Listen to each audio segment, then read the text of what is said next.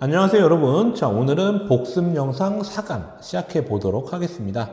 자, 복습 영상 4강은요 그리스 로마 부분을 다뤄보려고 합니다. 자, 먼저 우리가 볼 건요 그리스 지역인데요. 자, 이 지역에도 사람들이 살다 보니까 문명이 탄생해요. 근데 이 지역은 다른 지역과 좀 다르게 산악지형으로 이루어져 있었다. 자, 그러다 보니까 문명의 규모가 클 수는 없었고요. 굉장히 작은 도시 단위로 국가가 형성이 되죠. 그래서 이걸 뭐라고 하느냐? 보통 폴리스라고 얘기를 합니다. 자, 근데 폴리스든 뭐 넓은 지역의 문명이든 할 거 없이 사실 어떤 지역이든 국가의 운영은요 처음엔 귀족들 중심으로 운영될 수밖에 없습니다. 자, 그러니까 그리스 지역도 마찬가지고요. 특히 우리가 다룰 이 아테네라는 폴리스도 마찬가지였죠. 근데 이 지역은요 다른 지역하고 또 다르게 계속 귀족들 중심으로 운영되는 게 아니라 점차 시민들이 등장해서 이들이 정치 참여를 하기 시작하는 그런 독특한 모습이 등장하는데요. 자, 그게 가능했던 이유는 뭐냐? 크게 본 수업 때 두 가지를 얘기했죠. 첫 번째는 뭐냐? 교역의 확대가 있다. 자, 첫 번째. 자, 여러분 아시겠지만 아테네 등을 포함한 이 그리스 지역은요 발칸반도잖아요. 반도라는 건 아무래도 삼면이 바다로 이루어져 있다 보니까 이 바다를 이용해서 상업활동하기가 좋겠죠. 그래서 상업활동을 하다 보면 경제적 부를 쌓는 사람들이 등장하는데, 자, 그런 사람들이 경제적 부를 바탕으로 정치적 권리를 확대해 가는 거죠. 자, 두 번째는 뭐냐? 바로 전쟁 방식의 변화다. 자, 전쟁 방식의 변화와 관련해서 얘기했던 게 여러분 기억하실런지 모르겠는데 바로 중장 보병 밀집 전술이라는 거죠. 여러분, 이 중장보병 밀집대라는 전술에서는요, 굉장히 일단 군사 규모가 커지니까, 여기에 이제 시민들이 많이 참여할 수밖에 없고요. 그러니까 전쟁에서 역할을 많이 하다 보니까 정치적 발언권이 커질 수밖에 없는 거죠. 근데 이게 여러분 아테네 지역에서는요, 크게 4단계, 작게는 3단계로 설명할 수 있습니다. 자, 보시면요. 일단 첫 번째가 솔론이라는 인물이고요. 두 번째는 여기 나와 있는 클레이스텐스, 그 다음에 마지막에 페리클레스, 이렇게 볼 수 있죠. 중간에 하나가 더 나오는 건요, 요 사이에 페이시 스트라토스라는 사람이 있는데 그 사람까지 넣으면 4단계로 설명이 가능합니다. 자, 보시면요. 일단 솔론이라는 인물은 어떻게 했냐면 당시 점점 시민들의 발언권이 세지다 보니까 이 시민들을 4개 등급으로 쪼개요. 근데 그 기준은 뭐냐? 바로 재산 규모였다. 그래서 재산 규모에 따라서 시민들을 4개 등급을 쪼개고 차등적으로 참정권을 줍니다. 자, 이런 걸 여러분 다른 말로 뭐라고 하느냐? 바로 여기 나와 있는 금권 정치라는 거죠. 그래서 좀 차별이 있긴 하지만 예전에 비해서 어쨌든 큰 발전인 거죠. 자, 그러면서 빈곤한 시민들의 부채, 빚을 말소시켜주는 정책도 추진했다라는 거 기억하시면 되고요. 그 이후에 자, 클레이스텐스랑 솔론 사이에 페이시 스트라토스라는 참주가 등장합니다. 자, 참주라는 거는 정당하게 리더의 자리에 오른 게 아니라 불법적인 방식으로 리더의 자리에 오른 사람을 참주라고 하죠. 자, 그 사람이 등장했는데 그 사람이 이제 물러나고 나서 이제 클레이스텐스는요 그런 독재자 출현을 방지하기 위해서 도편 추방제라는 걸 실시했다. 그러니까 도자기 조각에다가 이렇게 투표를 하는 거죠. 독재자의 위험이 있는 사람, 그 사람을 쫓아내는 그런 방식의 제도를 확립했다라는 거 나오고요. 그 다음에 부족제를 개편했다. 자, 이 부족제는요, 그 전까지 여러분 아테네 부족은 4개 부족이었습니다. 자, 4개 부족에서 보통 100명씩 뽑아서요, 솔론 시기까지는 400인이었어요. 근데, 자, 클레이스텐스 시기에는 이 부족제를 재편을 합니다. 그래서 10개의 행정부족을 만들어요. 행정부족을 만들죠. 자, 여러분 이 10개 행정부족이 도대체 무슨 뜻이냐? 이 부분은 여러분이 좀 이해하기 어려울 수 있습니다. 그래서 한 번만 더 설명하자면요. 자, 솔론 시기까지는 아까 얘기했듯이 아테네가 4개의 부족으로 구성이 되어 있는 거예요. 4개의 부족 연합체였던 거죠. A, B, C, D가 아이고 B, C, D가 있었다고 보면 되는데, 자, 이거를 클레이스텐스 시기에는요, 요 A 내에서도 A1, A2, A3 뭐 이런 식으로 그 안에서의 좀 더 세부적인 단위로 쪼개는 거죠. 그다음에 B에서도 B1, B2 뭐 이런 식으로 세부적인 행정구역으로 쪼개고요. 이거를요 A1, B1, 뭐 C1, D1끼리 묶어서 새로운 행정단위를 만들죠. 새로운 행정단위를 만든 게 바로 행정부족이라고 할 수 있는 거고요. 그거를 총 10개 만들었다고 생각하시면 돼요. 그러니까 A, B, C, D 각각의 부족의 그 영역을 인정하는 게 아니라 이제 그거를 해처무효시키는 겁니다. 그렇게 함으로써 혈연적 관계, 지연적 관계를 무너뜨렸다고 볼 수 있는 거죠. 그러니까 그렇게 해야 좀 더 민주적인 국가로 나아갈 수가 있었던 것이죠. 이런 작업을 했기 때문에 아테네 민주정이 발전할 수 있었다고 생각하시면 될 것 같아요. 그러다가 페리클레스 시기에 이르면요, 아예 여기 보시면 하층민한테까지도 정치 참여가 확산된다 라는 내용이 나옵니다. 자, 왜냐하면 이때 이런 그리스 페르시아 전쟁, 나중에 보겠지만 이 그리스 페르시아 전쟁 중에서도 여러분 그 나중에 볼 살라미스 해전이라는 게 있어요.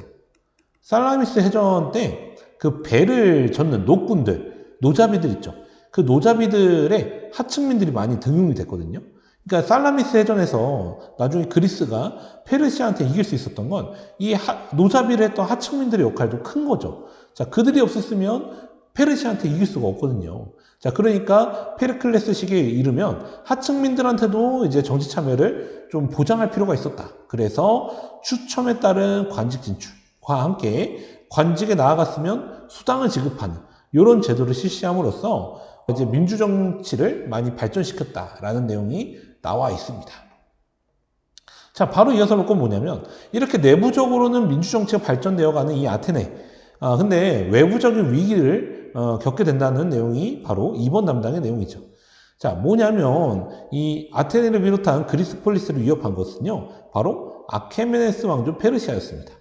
자, 이 아케메네스 왕조 페르시아가 근데 괜히 쳐들어온 건 아니에요. 여러분 당시에 그리스인들이요, 저기 아나톨리아라고 해서요, 그리스 반도가 있고요. 그 다음에 옆에 또 이렇게 튀어나온 아나톨리아 반도가 있어요. 그리스인들 중에 일부가 여기 가서 식민 도시를 만들거든요. 근데 이 식민 도시 만든 부분이 나중에 페르시아가 와서 점령합니다. 그러니까 페르시아 영토가 되겠죠. 근데 이 지역에 있는 그리스인들이요, 반란을 일으키면서 페르시아 왕조의 사원들이나 이런 부분을 불태워버리는 그런 문제를 일으키죠. 자, 근데 그 배후에 아테네가 있었던 겁니다. 그래서 이 아케메네스 왕조 페르시아는요, 이 배후에 있는 아테네를 혼쭐내주기 위해서 쳐들어오게 되는 거죠. 그게 보시면 첫 번째로 다리우스 왕시기에, 두 번째로는 크세르크세스 왕시기에 이루어집니다. 자, 보시면 자, 다리우스 1세 시기에는요, 유명한 전투가 마라톤 전투가 있습니다. 자, 이 마라톤 전투에서는요, 마라톤 평야 지역에서 발생하는데, 이때 사실 아테네 군대가요, 언덕 위를 장악하고 있었거든요. 그래서 아케메네스 왕조 페르시아는 그 아테네 군대를 공략하기가 좀 쉽지가 않아서, 일부 군대만 남겨놓고 나머지는 배를 타서 아테네의 본진을 치려고 하고 있었습니다. 자, 이때 마라톤 전투를 이끌던 장군이 마라톤 평야로 내려와서 페르시아의 군대를 무찌른 다음에 그 배를 타고 가는 페르시아 군대보다 더욱더 빠르게 아테네로 복귀해가지고 페르시아 함대를 막아내는 식으로 이 마라톤 전투에서 승리하는 그런 일이 있었거든요. 이때 여러분 그 마라톤 평야에서 아테네까지의 거리가 42.195km. 그래서 그때 중무장한 그 군대가 쉬지 않고 뛰어가지고 배를 탄 페르시아 군대보다 더 빠르게 아테네에 들어갔거든요. 근데 이때 이 내용이 약간 조금 각색돼서 지금의 마라톤의 이야기로 많이 알려진 건데 사실하고는 좀 다르죠. 지금 마라톤으로 알려진 그 전령 있죠. 마라톤의 승리를 알려주기 위해서 막 뛰어갔다는 그 전령은 사실은 그게 아니고 스파르타한테 원군을 요청하려고 달려갔던 사람이 있거든요. 그 사람으로부터 유래된 겁니다. 근데 사실 이때는요, 스파르타가 아테네를 도와주지 않았습니다. 당시 스파르타가 내부적인 사안 때문에 군대를 파견하기 어렵다 뭐 이런 식으로 한 발 빼가지고요, 여기서는 아테네가 다른 폴리스의 도움을 얻어가지고 이 페르시아 왕조를 몰아낸 거죠. 근데 어쨌든 굉장히 페르시아 입장에서는 충격입니다. 왜냐하면 거대한 제국이 조그만한 폴리스 국가한테 진 거니까요. 그래서 이 굴욕을 만회하기 위해서 그의 아들인 크세르크세스가 다시 한번 쳐들어오죠. 자, 그 사람이 쳐들어오는데, 보시면 여기에 적혀 있지 않지만, 이때는요, 스파르타도 군대를 파견합니다. 그래서 여러분 영화 300에 나오는 테르모필레 전투도 유명하죠. 근데 거기 결국 뚫리고, 나중에 아테네도 다 약탈당하고, 그때 이제 남은 병사들을 다 살라미스 섬에 모으거든요.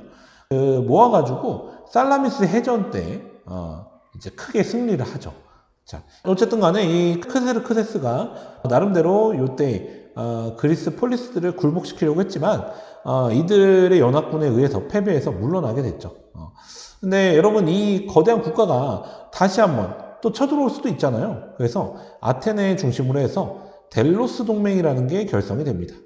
델로스 동맹은요, 델로스 섬에 금고를 이렇게 설치해 놓고, 동맹들이 기금을 마련해서 이 전쟁에 대비하는 그런 동맹이라고 할 수 있는데, 문제는 뭐냐면 아테네가 그 동맹 기금을 본인들 폴리스를 위해서 마음대로 쓰는 것도 있고, 또 그 중심에 있는 아테네를 견제하는 스파르타가 아테네가 주도하는 그 상황이 마음에 들지 않았던 것도 있죠. 자, 그래서 펠로폰네소스 동맹을 더욱 강화합니다. 여기 나오죠. 자, 이 펠로폰네소스 동맹은 기존에 있던 동맹이에요.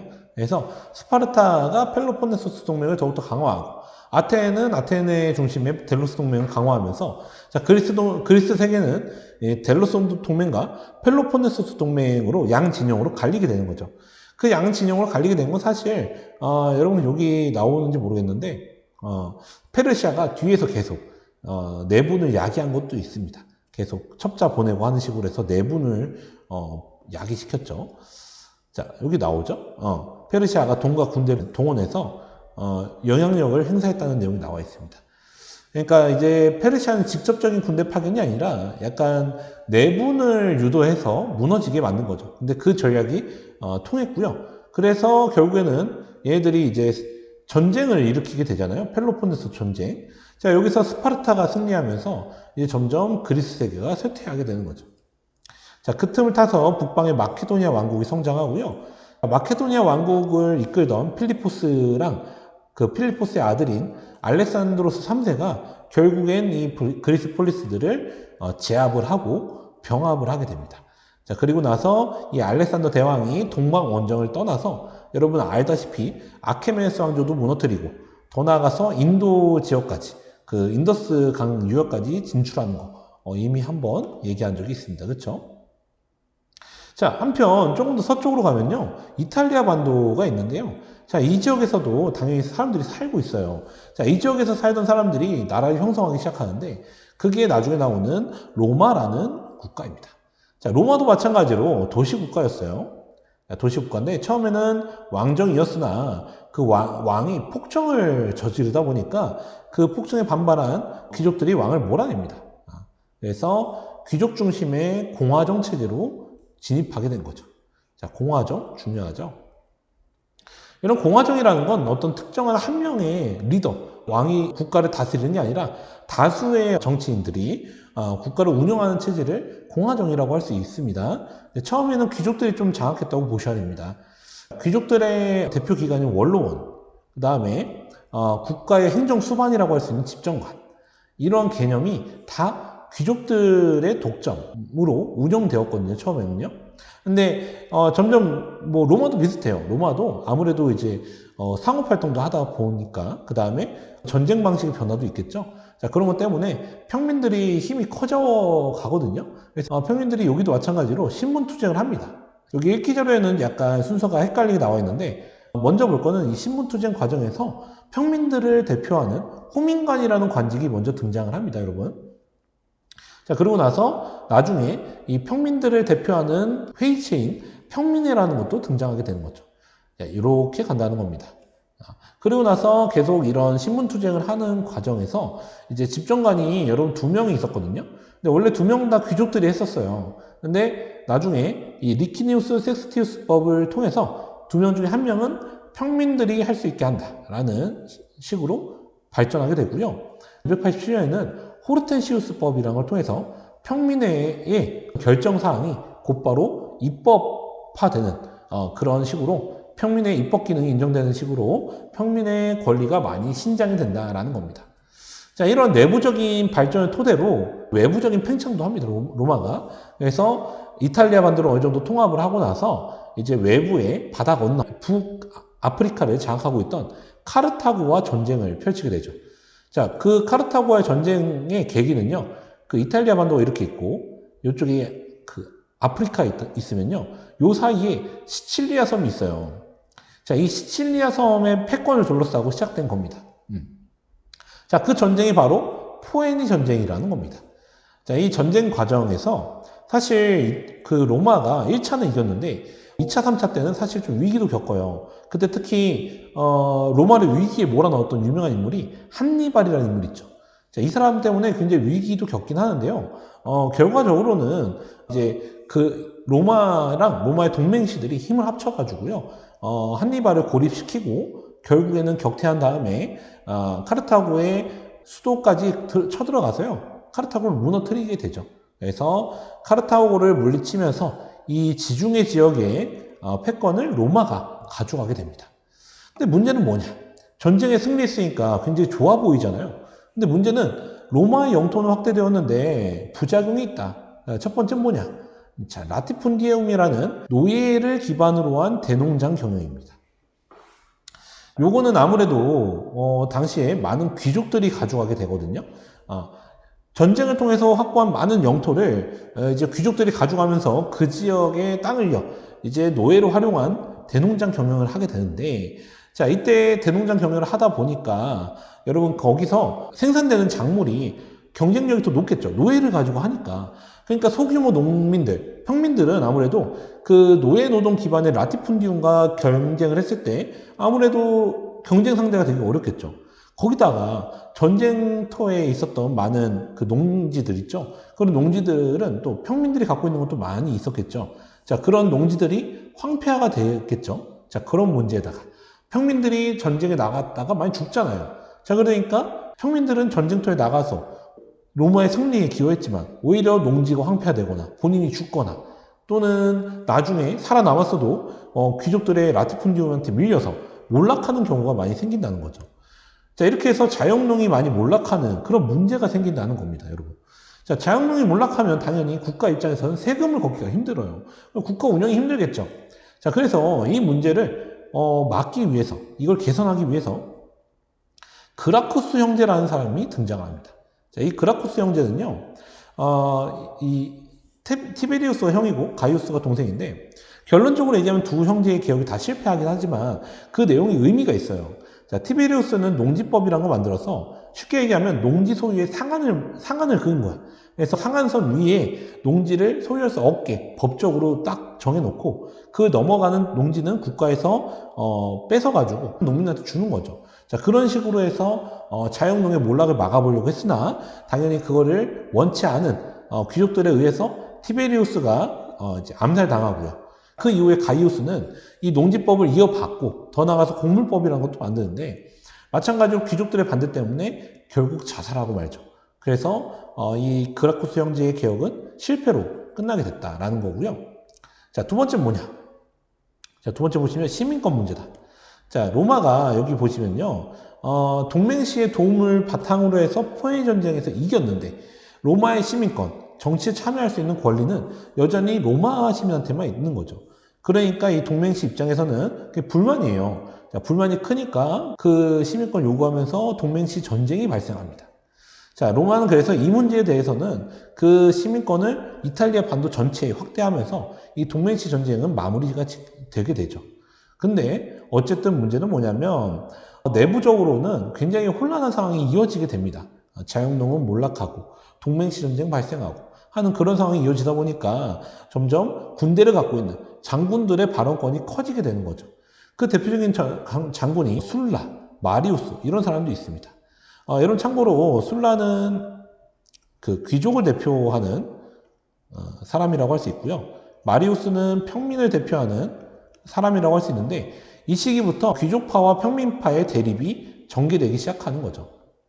그러면서 군인들끼리 권력을 뭐 뺏기는 그런 혼란한 상황이 이어집니다.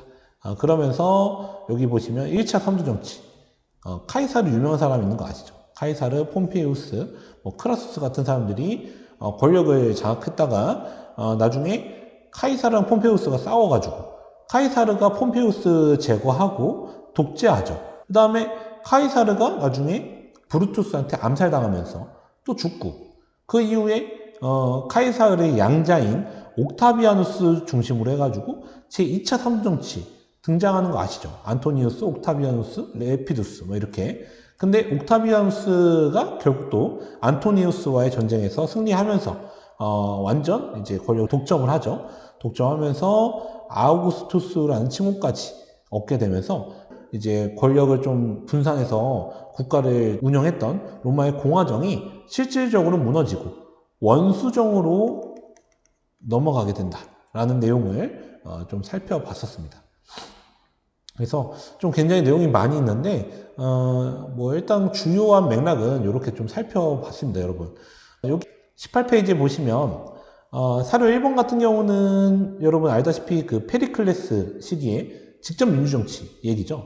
그래서 가난도 그런 길을 막지 않는다. 왜냐하면 추첨을 통해서 수당도 주고 하기 때문에 이런 주장을 할 수 있었다는 얘기 했었고요. 그 다음에 요거는 그라쿠스 형제의 시기에 로마 상황이죠. 그래서 많은 사람들이 땅을 잃고 로마를 막 이렇게 떠도는 그런 문제, 문제 상황이 나와 있고요. 이런 문제 상황을 해결하기 위해서 그라쿠스 형제가 농지법이나 곡물법 같은 거를 시행하려고 했다라는 내용 설명을 했습니다.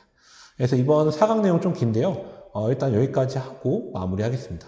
자, 어려운 내용 있으면 언제든지 질문하시면 됩니다, 여러분. 자, 수고했습니다.